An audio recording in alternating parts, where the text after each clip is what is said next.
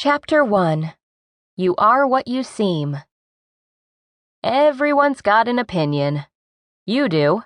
My mother certainly does, especially about my hair, shoes, and clutter in my closets. But that's another matter, and nothing you need to concern yourself with. The opinions you should be attentive to are those held by the big they, the people who can hire you. These are people like Eric Zuckerman, Rob Basso, Michael Zwick, Diane Durkin, Sander Daniels, Alan Young, and Alex Churchill, all successful business owners. These folks, plus plenty more like them, have jobs they're trying to fill. Jobs? Yes, there are jobs begging to be filled. Maybe they have the perfect one for you. Maybe not. Later you'll hear more about them and other hiring managers hungry for the right people to work at their companies. For now, you'll want to hear what they and others who hire people for their organizations think and why, because understanding that will help you stand out among millions of other workers competing for the same jobs and will be your ticket to getting hired today and in the future. Of course, they don't represent every employer, but what they think overall is pretty much what every employer I've talked to, from small to medium and large companies in all types of industries, has told me.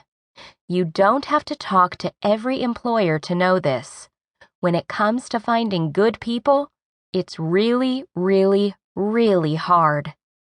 It's so hard, some employers have given up looking. How can that be?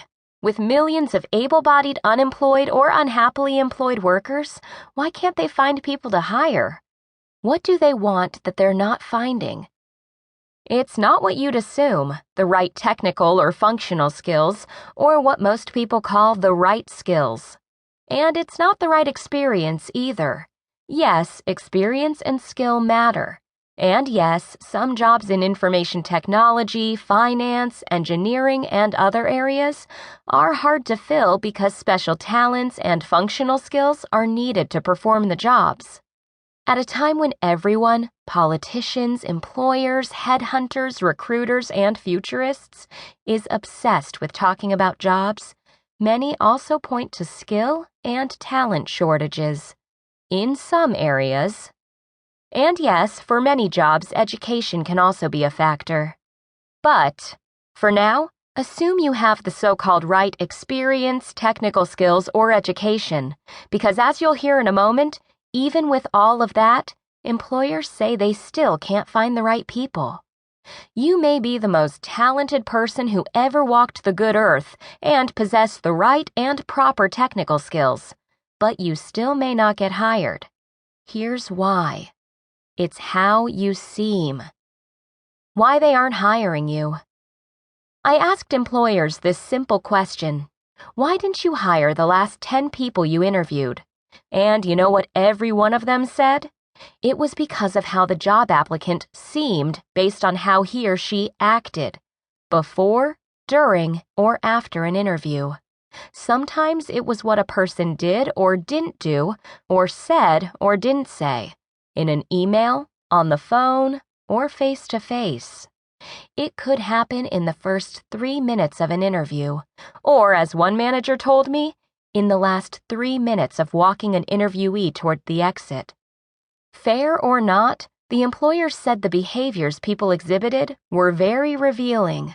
The behavior influenced them so much that it predicted not only what kind of employee someone might be, and whether the person could do the job, but also that elusive, hard-to-nail-down issue, whether the person would be a good fit at their company. Turns out, most people didn't fit, according to the employers. More on fit later. There's a correlation between the response you send an employer and how someone would be on the job. It is predictive of someone's performance. The conclusion of Bill Strauss, chairman of Strauss & Troy, a Cincinnati law firm, after trying to find a part-time marketing director. I should point out that these employers didn't come to this conclusion lightly. It took months, even a year, of interviewing candidates for the open positions they had that led them to feel discouraged and